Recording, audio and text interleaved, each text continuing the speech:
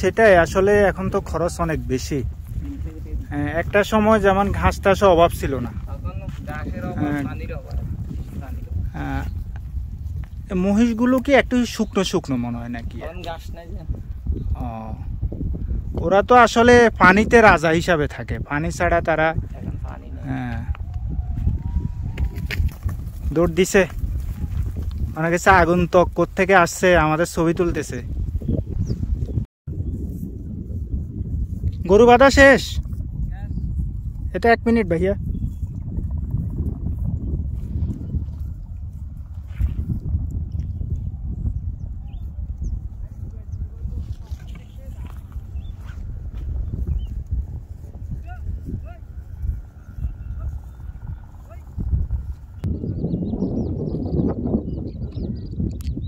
এরকম দৃশ্য কার ভালো না লাগে, যেখানে প্রকৃতিতে শুধু সৌন্দর্য আর সৌন্দর্য, যেখানে প্রাণীদের প্রতি ভালোবাসা আমাদের নতুন করে জন্ম নেয়। এই যে গরু মহিষ যেগুলো আমাদের মাংসের চাহিদা পূরণ করে, অথচ এগুলো কিভাবে লালিত পালিত হয়, এ ধরনের দৃশ্য আমাদের অনেকের দেখতে ইচ্ছা করে, কিন্তু সময় সুযোগের অভাবে আমরা দেখতে পারি না। তাই আমার ভিউয়ার্সদের জন্য, তাদের বিনোদনের জন্য আমরা কিছু গরু মহিষের বাথানের দৃশ্য নিয়ে আসলাম। আশা করি আপনাদের ভালো লাগছে। সজীব ভাই কেমন আছেন? মোটামুটি আলহামদুলিল্লাহ। যাক ভালো, আপনাদের আদর্শ গ্রামে আসলাম আজকে গরু মহিষের বাথান দেখতে, আপনাদের আন্তরিকতার কারণে আসলাম। আচ্ছা ভাইয়া, আমাকে একটা জিনিস বলেন তো, এই যে মানে গরু মহিষ মানে কোনটা পালন করা মোটামুটি লাভজনক? মানে মোটামুটি দুটোটা পালন করা আমাদের লাভজনক। মানে খরচ কি মহিষে বেশি না গরুতে খরচ বেশি? খরচ সমান সমান, বছরে ফেললে গরু যেরকম মহিষের মানে কাছাকাছি। আমি এমনি অনেকে বলে আর কি যে মহিষে গরুর চেয়ে রোগ ব্যাধি তুলনামূলক কম, এটা কি সত্য নেই? ও, আর আপনারা কি এমনি মানে ঘাস টাস কি কিনে খাওয়াতে হয় নাকি প্রাকৃতিক? সব প্রাকৃতিক আছে, আবার কিনিয়ে খাওয়াতে হয়। আগের থেকে এখন খরচ বেশি না? ধরেন আপনি মহিষ লালন পালন করার জন্য এরকম কয়টা লোক লাগে? লাগে 3টা, আমার লাগে 3জন আছে। 3জন আছে। ও আচ্ছা, এটা কি ধরেন আপনি এক একটা মহিষ বছরে বাচ্চা কি একবারে নাকি? একবার। ও, তাহলে মানে দুধ দিয়ে কি খরচ উঠে? মানে আপনাদের যে খরচ? না সম্ভব না, খরচ উঠে না।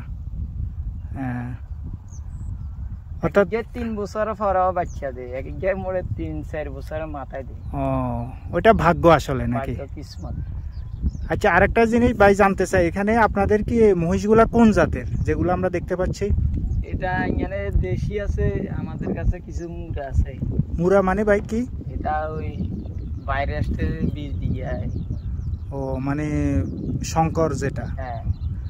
আচ্ছা, মানে এই দুইটার মধ্যে কি মানে ও মুরাগুলা কি বড় হয় বেশি নাকি? যে মুরাগুলা বেশি বড়। তো আপনারা কি মানে জানার জন্য আর কি, যে মহিষগুলা কি মানে এমনি মাঝে মাঝে বিক্রি করে দেন নাকি কোরবানি বা? কোরবানিও বিক্রি করা, এমনি প্রয়োজনেও বিক্রি করে, সব করে নিলে ওইভাবেও বিক্রি করেন না? এখন আপনার তো ভাই আমি জানি অনেক অভিজ্ঞতা আছে এই যে মহিষ পালনে।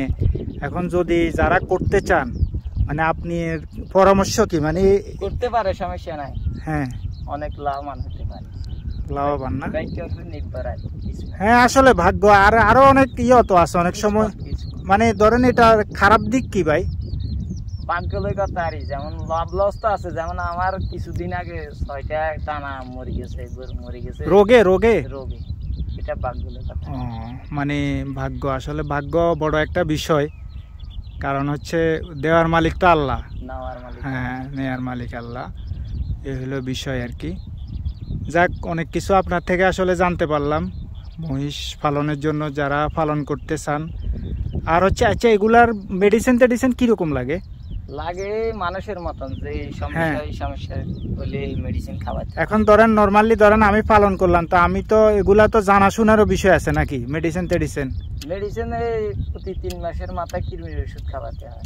আর এই রোগ হলে জ্বর ওষুধ নাফা খাওয়াতে হয়, এমনি ফোনা পাইলে আছে, বিভিন্ন ধরনের মেডিসিন আছে খাওয়াতে হয়। আচ্ছা, আর হচ্ছে আপনারা কি ওই যে ইয়ে আছে না, উপজেলা থেকে কোনো সহযোগিতা পান? না না, সহযোগিতা এখানে সম্ভব না। ও মেডিসিন জানি সব নিজের খরচ সব নাকি? নিজের খরচ। বুঝতে পারছি। যাক, এ হলো বিষয়। আমাদের সজীব ভাই আমাদেরকে মোটামুটি অনেক দিয়ে সহযোগিতা করছে ভাই, আমার ভাই, ঠিক আছে। মোটামুটি অভিজ্ঞ, তারা দীর্ঘদিন ধরে আমার মামার সহ তারা করে, অভিজ্ঞতা ভরপুর। এর আগে তো জাইজাস্ত ছিল নাকি? জি। এখন হচ্ছে এখানে, ওখানে এখন পানি নেই, এই জন্য এখানে পানিও নাই, ঘাসও নাই, লবণ এই জন্য নিয়ে আসছে নাকি? জি। ধন্যবাদ ভাই, ভালো থাকবেন। সেটাই, আসলে এখন তো খরচ অনেক বেশি। একটা সময় যেমন ঘাস টাসও অভাব ছিল না, মহিষগুলো কি একটু শুকনো শুকনো মনে হয় নাকি?